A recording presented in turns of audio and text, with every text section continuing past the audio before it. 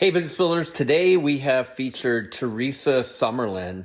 At the time we recorded this, Teresa was with Belay Solutions, and you certainly should check out Belay. Teresa has decided to move on, and she's good.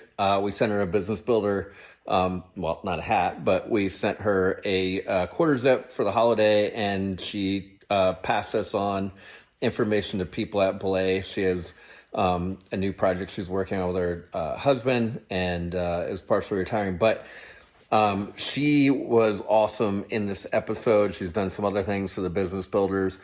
And basically, in this episode, we hear about reasons why you would hire a virtual assistant, some of the things that you could pass off to an assistant, how you know as a founder when you're getting overloaded and you'd really benefit by having somebody join your team, and also why a lot of times your best hire is going to be a person who in some ways duplicates the things that you're doing now, that you just don't like to do. When you have somebody who really learns about who you are, how you operate your business, how you work in the world, and can pick up those tasks, it's often the best hire you can make early on. Now, for those of you who have been working at your business and have a team of 5 or 10 or 20, if you don't have an assistant who really, kind of works in sync with you and gets to know you, you really should give this a listen. Hope you enjoy it. Thanks. Welcome to the Business Builder Way podcast, where we help business builders grow leadership skills and wisdom and stay grounded through hero stories. So let's get after it. Teresa, thanks for joining us and giving your expert advice on the Business Builder Way podcast today. So the first thing I want to ask you is, I know it's pretty typical that when people do an interview like this, they say, hey, we don't want you pitching your stuff, but the business builders will benefit from what you have to offer. And so I'd like to go against that a bit and say, tell us about Belay and the service you provide. If you could give us a little bit of the kind of who, what, where, when, why, and how, that would be great. Sure. Absolutely. My favorite topic. It's one of my favorite topics. Okay. So I want to give you a little bit of backstory on Belay. Belay is a 14-year-old company. We were started by a husband and wife team, Brian and Shannon Miles. They literally started their family and realized that both of them having separate careers, and Brian traveling all over the US and Canada, et cetera, Shannon being a high-level project manager, that it just wasn't conducive to the way they were working to raising a family. And so they talked with their employers, and it really wasn't a good solution. So they literally decided to resign from their jobs, cashed in their 401ks on the same day, and started what is now Belay. Okay. So really, really cool. Just fast forward 14 years, the assistant that Brian had when he was at the construction company before he quit, her name is Trisha. Trisha is now our CEO. Okay. Yeah. Brian, I call it's like the Lion King, like the circle of life, but she has been with us from the get-go, and she was his assistant and now is leading this team, this organization. And currently, there's like 138 of us on the corporate team and over 2,000 contractors across the country. And we have maintained the virtual model. We've maintained strictly US individuals that we work with. So that's just a little bit about the background of Belay. Personally, I joined 11 years ago, coming up on 12 years. So I have primarily sat on the business development team, the sales team, but I've served in different teams as well. That's just a little bit about Belay. Mm-hmm. Yep. And Belay provides virtual assistants who are US based to entrepreneurs, which we call business builders around here. Okay. And tell us a bit more about who are these people that are working at Belay? Who are the entrepreneurs that you serve? Sure. Yeah. So the entrepreneurs are the small businesses. That's really the heartbeat of who we serve. Because what we're offering is a solution for these individuals to work with someone that we have recruited, vetted, tested, assessed, right? So we've got this great pool of talent, and then we have an entrepreneur coming in who has a need, but not necessarily for a full-time hire. They're just not ready for that. They're scaling. Maybe they're not the solopreneur, but they're a small team. They're scaling quickly, and they need that support. This entrepreneur needs the support so that they can keep up with themselves. In that period of high growth, that's where an individual comes in and supports that entrepreneur, that leader of the small business, so that they can continue to focus on growth or hiring. If you're expanding a team and you really want to put your focus on hiring well, you've got to have the bandwidth to do that. So that's really the type of leader that comes to us. It's looking for that support, and ultimately they need time back. Right. And how many hours per week do the assistants work with the entrepreneur in the It different depends. packages that you have? Yeah. Yeah, it depends. Because I mentioned the beauty of being able to work with somebody on a fractional basis that's very talented. So for us, you can start for a package of 45 hours per month, which is our most fractional. That's about 10 hours a week. What I really love about this, and to me, it should be important to the entrepreneur, is at these more fractional levels, it's not about blocking 10 hours a week, 20 hours a week. It's about creating a workflow so that you're getting the support and you're working with your assistant, and you're getting that support when you actually need it. So that thinking about time sensitive things, what has to happen multiple times, thinking about deadlines, and then creating workflow with your assistant to accommodate that. So that's our more fractional package. And then we go all the way up to full time. So anywhere from 45 hours a month up to 175 hours a month.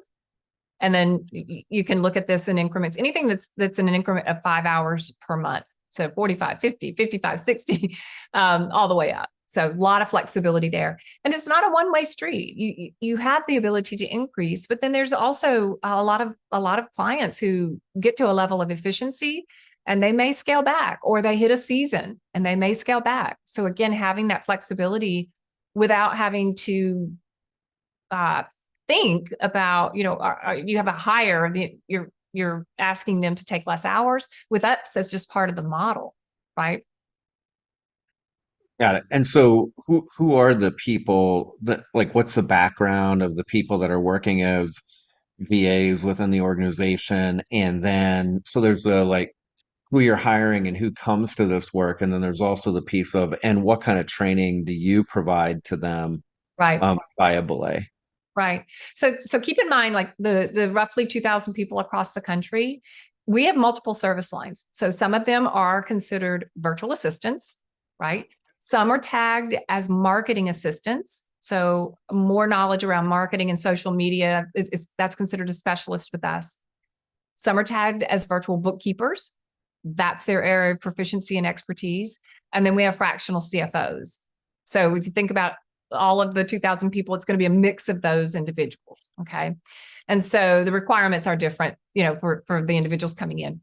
But on average, the people that are coming to us are going to be degreed, advanced degreed. But the key is testing. We are going to ask every applicant to go through our testing. And we are testing application knowledge, but we're also testing use of the English language. Like we have to have great written and in this case, we're testing written, but use of the English language. We're looking for resourcefulness, timeliness in the work in terms of during that testing period, how quickly they got everything back to us. From there, we use a tool called Predictive Index. We give these individuals a behavioral assessment, and we give them the cognitive side of that assessment as well, which is a game changer, right? Because that's telling us, can these individuals solve problems? Do they take initiative? Can they connect all the dots?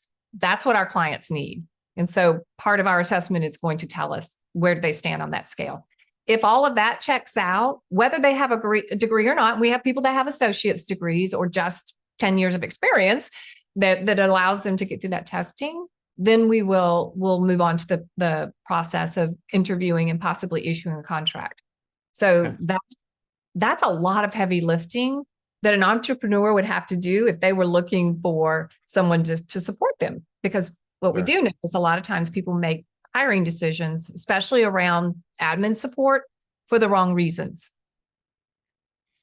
So, Brings to mind a question that I think people would have as they listen to what you just said. What happens if you match me with an assistant and it's not a good fit? mhm, And I think that could be, I don't like to look in the mirror sometimes, right? But that could be on my end that I need some help, or it could be that even though you went through all the testing, there's some things that aren't fitting about them. How do you address that mhm. when there's a mismatch and it's not working? Yeah. Yeah. And that I will tell you right now that we're really good, but we're not perfect because Sure. there is no perfection, particularly when we're dealing with people. But Mhm. this is what we would do. First of all, the emphasis on matching when a client comes in, because you did kind of complete my thought, though, I kind of talked about the caliber of people that are Right. on the roster.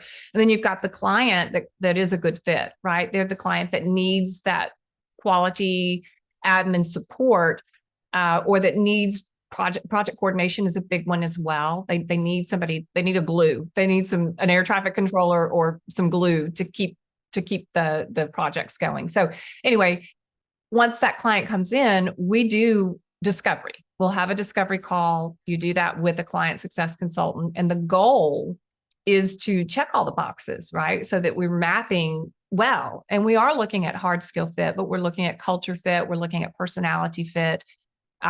So in general, we're assessing the hard skill and soft skill fit. Because I will tell you right now, hard skills alone are not enough.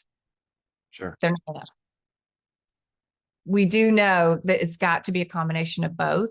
And sometimes even the soft skills, depending on what we're doing, is going to actually trump hard skills out of the gate every time, almost every time. Okay.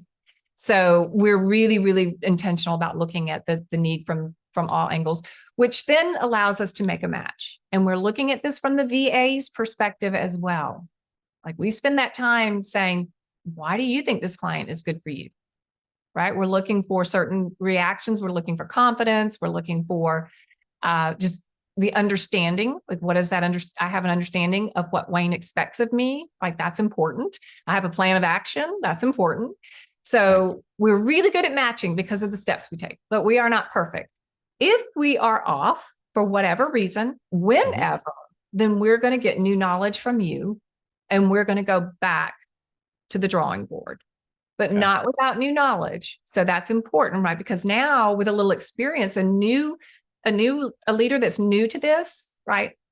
They're gonna go through this learning curve. A lot of times I hear, I thought I needed this, but I realized I need this, or I Sure. thought this was going to be the right type of person for me, but I actually realized that it's not. I'll give you an example.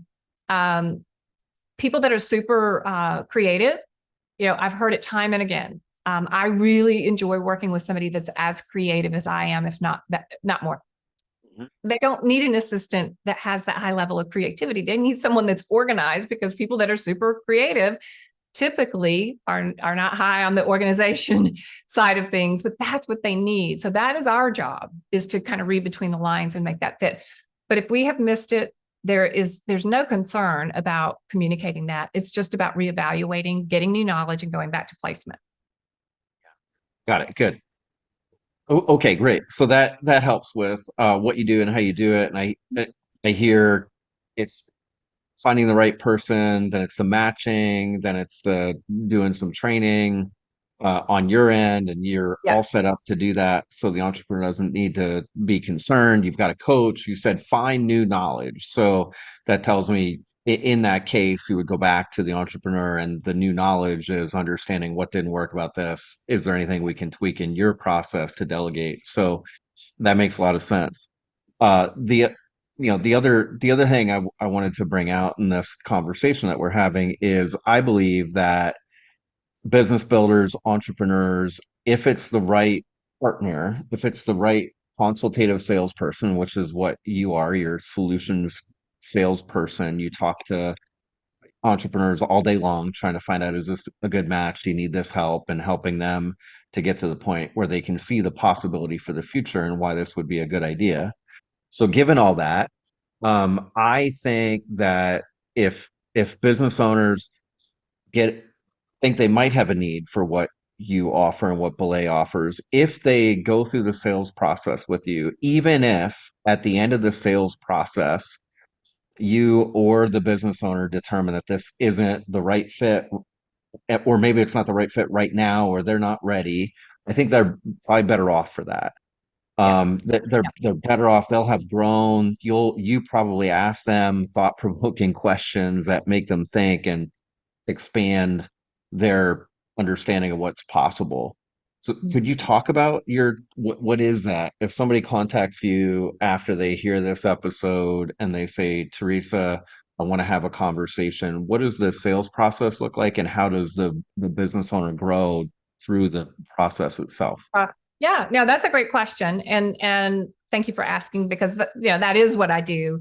And when we think about when I think about consult, because that's our title, solutions consultant, right?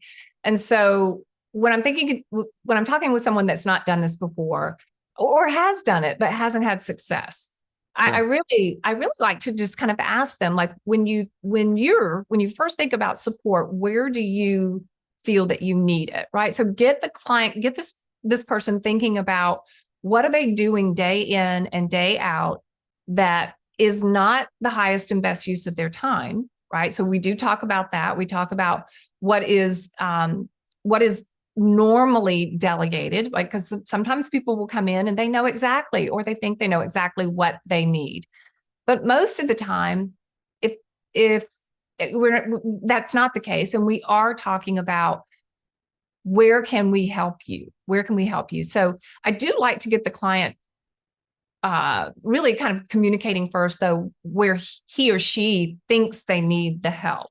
Because I don't want to disregard that, right? Before I make my suggestions, I want to hear Sure. where they think they need the help. But a consultation, I mean, literally, we're going to get around to what are you going to delegate, or what should you delegate? Because that's what this is all about. So the idea of talking about what you should delegate, sometimes we'll go the route of, have you thought about what it would look like to delegate your email, for example, and or your calendar? There's the traditional admin bucket that we do a lot of work in. And when a client is not sure where to start, that is what we're going to talk about. And there are reasons for that, because when we focus on that first, we create impact. We create impact. When the client can't get a vision for what that looks like, it's my job to really cast that, right? To help them understand, like, if you really think about your email, because I've had people, oh no, I could never give up my email. But if you think about it, there is a large percentage of your email that doesn't have an action item, that just needs to be organized, right? Maybe into a folder, maybe it's a color-coded system. Every leader is different. We've got that covered. We know different ways to do this, and we share that with the client and the VA, of course. But thinking about that, the fact that a high percentage of your email probably doesn't have an action item. But then there's also the idea of creating some canned responses to respond to a lot of the same questions that you get over and over and over again. And there's a percentage of that for most people. So having not a canned dear sir, dear madam, but something created in your voice that the VA can use and tweak a sentence or two, and then start responding to these emails, right? So now you're paring down the percentage of emails that you actually have to look at. And the goal is to get you to the point where you really only have a handful of emails that have to be addressed by you. Now, and that's our job, right? To get there, to chink away at the percentage of email that we're able to process. And a good VA is going to get there pretty quickly, and they're going to be in the position to respond on behalf of you as your assistant. There's 3 different ways to look at this, and there's appropriate scenarios where each of those are more appropriate than another, right? So So that's sort of the email. And what I always like to tell clients, like, if you just think about your day and if you're spending 3 hours of your day processing your email, if not more, then what will your life look like in 6 months from now when you're really just looking at those things that are super critical to your business, to growth? I just had a moment where I thought, what would it be like to have 3 hours less email per day? And that sounds like a good idea for sure. Yeah. And I do have 3 hours. I have significantly less time that I spend in email today than I did, 5 years ago. Yeah. There's always room to reduce it more, I think. Well, when the client comes in though, and a lot of times they think about email management as being, oh, I'm going to CC my assistant in and she'll take care of it. That's just tasking your assistant. That is not allowing your VA to proactively manage your communications into your email. Okay. So that's where sometimes we start with a client because they're just not going to give up that access. And they look at that's, oh, I have email management. I'm CCing my assistant in. That is not giving your VA the position to proactively serve you. So that's another reason why we like to suggest to a client that they start with email management and calendar, the things that we mentioned: email management, calendar, time management, meeting prep, meeting follow-up. All this can be done virtually. But when you give your VA access to your inbox, they now have a view of your world that they otherwise don't have. And with time, they're in the position now to proactively serve you.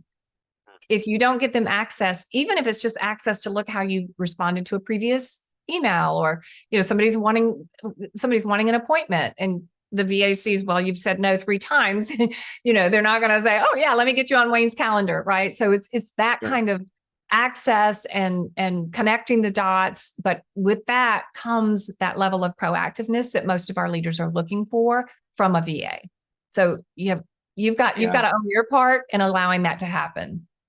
Use that word proactiveness right there. And a little bit earlier when you were talking about the testing process for VAs, you use the phrase connecting the dots. And I think most, at least, entrepreneurs would love to have somebody who's like a right-hand person who connects the dots and uses a proactive approach.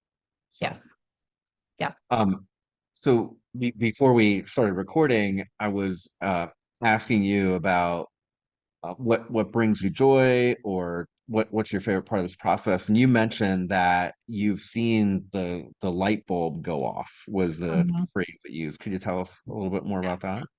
Yeah. When I'm talking to somebody and, again, my goal is to have that kind of client kind of share with me where they're at, because they decided to have a conversation for a reason, right? Usually it's because they are struggling with something, or they've missed Pain. a major opportunity. We're in pain and we need help. It's I need exactly some right. relief. Yeah, Right. sure. And I've heard it all. I've heard my family's falling apart, and on a more serious note, Yeah, can have deep impacts. Sure. Yeah. I just missed a $200,000 opportunity because I was late to the game. Sure. Family, health concerns, stress, big deals lost because you're focused on $5 problems. Sure. Yes, exactly. Exactly. And so, but for me, when I can cast that vision of, hey, let us help you, I'm going to make a recommendation. I want you to think about what life could look like with someone that's supporting your communications, that gets to know you, gets to know your family, gets to know what your challenges are, what projects do you have going on, what's priority or should be priority in your world. So when I see that light bulb go off and they're like, okay, I get it. Like, I need to think less transactionally and bigger picture in terms of what good support looks like and what I'm capable of now that I have good support in place.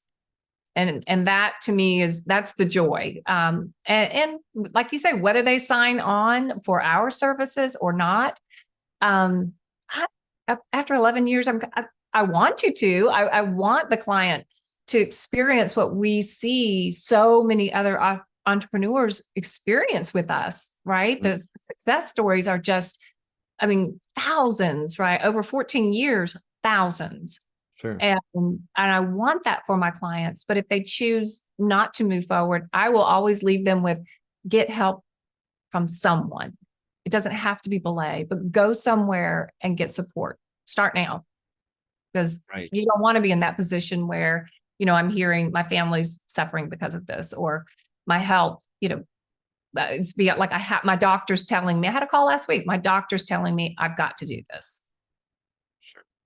Yeah. So one of the things we did for the business builders is we came and joined us for virtual campfire and talked to a small group and answered questions and helped people see what would be possible, whether they do it on their own or whether they choose to work with you.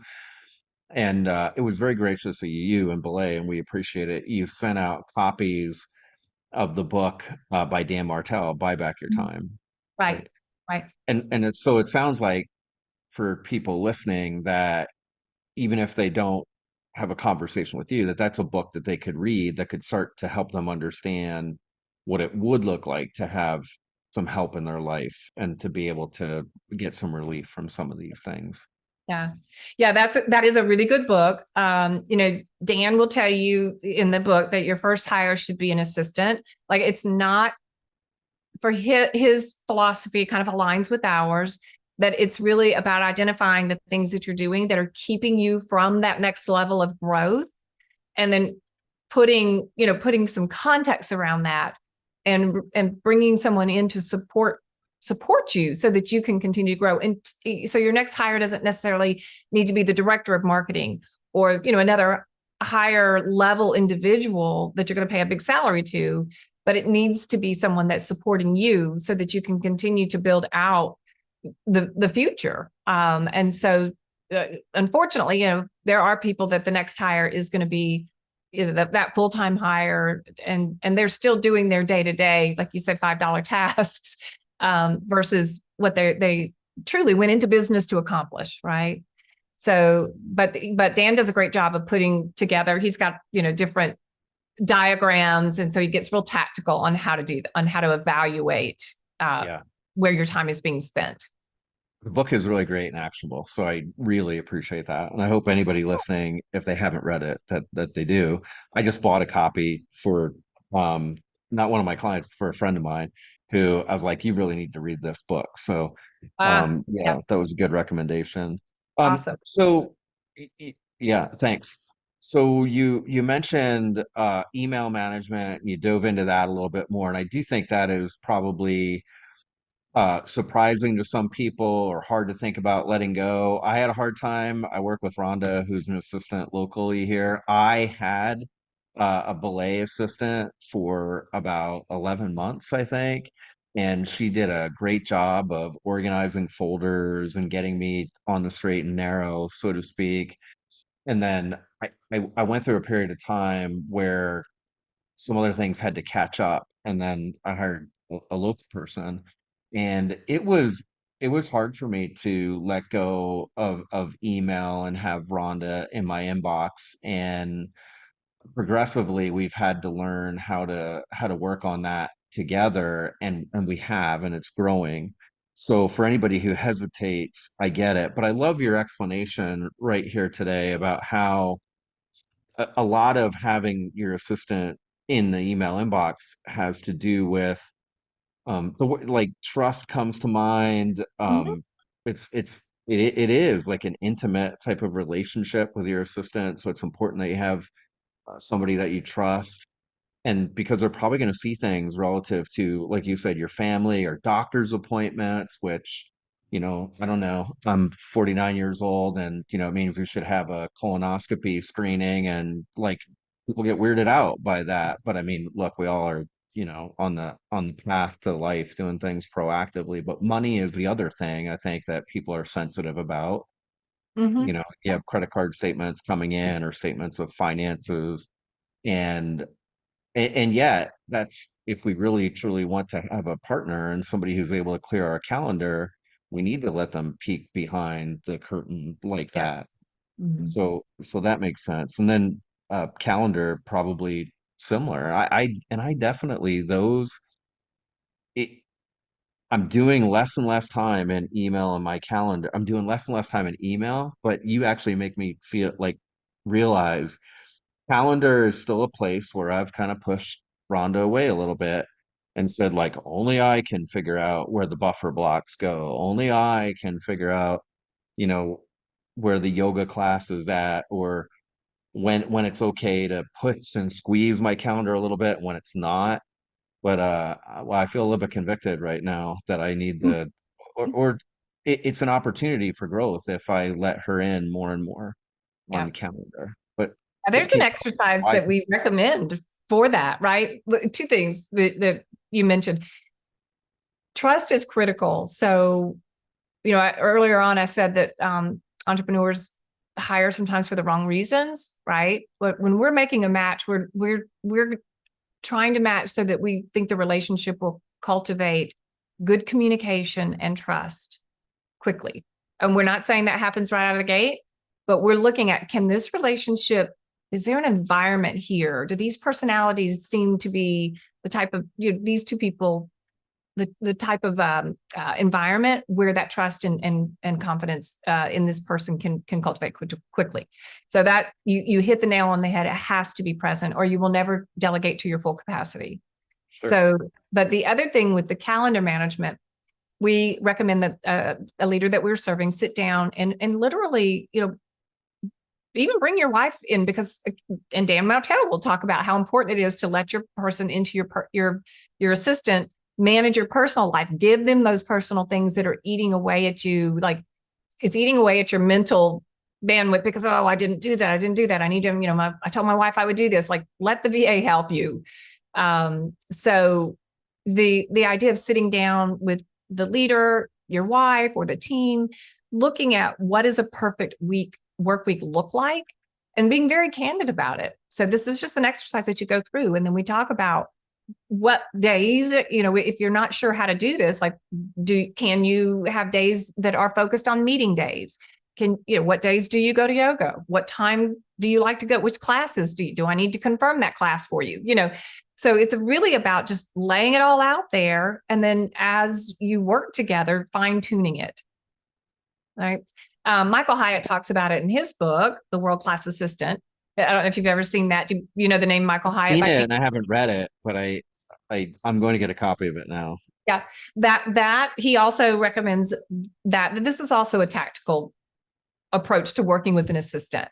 A lot of the tools that we use are shared, like shared resources, very similar. But that is invaluable. Just sitting down and saying, this is my perfect work week. This is what I want it to look like. And then this is what it looks like today. And then work towards getting to that perfect work week. But don't exclude your VA from that conversation. Like, let them be part of the solution. Nice. So email management, calendar, time management, meeting prep and follow-up, research, travel arrangements, and expense tracking. Those are the Mm. things that you gave me that are first and that are the Yeah. things that will give the most time and impact. Yeah. Those are the things that kind of fall in that traditional admin support. You mentioned the VA that you had through Belay set up a lot of, put some organization in place. I mean, that kind of goes with this as well, just depending on what we're walking into. But we sometimes have to build the airplane with the client as we fly it, which may be addressing and cleaning up and creating systems, defining processes. So that for an entrepreneur that's never done this before would also be part of this, right? So, I'm going to give a shout out to Angela, who was that person that I worked with from Belay. And I had so many folders in my Dropbox, Google Drive, folders on my computer, and all these folders and things I was trying to sort out. And I had this whole story about how it was all supposed to work and how complex it was. And she was very proactive. And she said, "Picture." going into filing cabinets and taking everything out of there and dumping it on the table, but I'm going to sort it for you. You don't have to sort it. I'm going to take it out of the filing cabinet. I'm going to sort it all. And then you are going to be able to just have some insight into whether it makes sense or not. But I'm going to do the work. You don't need to get overwhelmed by it. How does that sound? And I was like, that sounds like a dream. And she did it. And so that is the kind of thing that is possible, I think, when somebody works with a high quality assistant. Mhm. Yeah. So she brought her experience to you. She led Yep. you through that. And that's Right. actually part of the coaching that we provide our VAs, kind of going back to the recruiting, vetting, testing, and the training. Like, we're not training our people because we're recruiting them with experience, right? 3 to 5 years of experience. So we're not training them how to open a Google Doc. That's Sure. that needs to be there. We're training them on how to lead a client well through this. We're training them on the belay expectations. We're training them on establishing, what do you need to establish first with your client to ensure success. We're helping them understand, again, where we see success. So we're giving them the best practices to bring to you, but we're also reinforcing best practices with that client success consultant and providing resources like your world-class assistant or the ultimate guide to working with an assistant. I mean, over all the years, there's a lot of structure that we put behind this that I think people don't necessarily realize, but we do have structure. So it's not just willy-nilly. And there is a process that we have that helps truly, truly increase that percentage of success with the relationship. Yeah. Oh, that's great. Yeah, and probably the body of knowledge and what you have today for both the entrepreneur and the assistant is even more than when I was working with Angela those years ago. Yeah. Um, just Mm-hmm. to take us out, could you give, so we've talked more about like the executive assistant or the VA, which makes sense, admin assistant with the email and the calendar, so on and so forth. And as you said, Dan Martell in the book says that's where you got to start. But you did mention a little bit earlier, and I think it's useful to at least get just a real quick description. You said you also provide marketing assistance, Mm-hmm. and they Right. do, they do what? And then the CFO and could you just give us for those different The parts? highlights of that. Yeah. So the marketing assistant is, like I said, that's considered a specialist. Now, to be fair, a really social savvy VA can execute a lot. We're talking about staying in that traditional admin bucket pretty much here, but realize that your assistant, especially in a solo with a solo practitioner or a solopreneur, this VA needs to be able to change lanes. They need to be able to do the admin work as it relates to ops, social media, posting, et cetera. There's admin all throughout an organization. So that is totally acceptable with a VA. If you are looking for someone that's got a deeper knowledge base around email marketing, funnel building, content creation, social media platforms, paid ad campaigns, all the things as it relates to marketing, and you're looking for somebody you really think it's going to help you level up, right? That for Belay is a specialist, and we can match you with someone that's really going to focus in those lane, in that lane of marketing and email marketing and social media support. Okay. Got it. So that is one of the service lines. The bookkeeping, the virtual bookkeeping, that's also a very fast growing service line for us. Now, again, a VA can pull memorized reports or create invoices. That's admin in nature. So I don't want you to, think that there's a gray area. There really is.